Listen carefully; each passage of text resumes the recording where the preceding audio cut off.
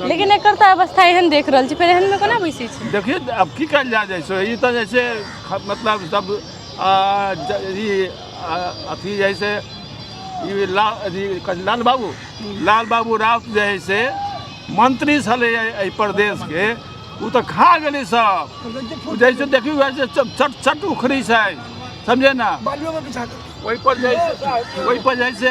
न महंत बोली है न महंत जी कोई बोली है बोले बुआ ये सब जैसे देश में जैसे बहुत जैसे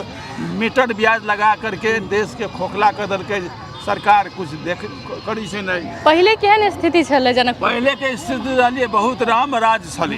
पहले के स्थिति राम राज छले अब अखन जैसे खाँव वाले बाद भकल के अब वैसे इस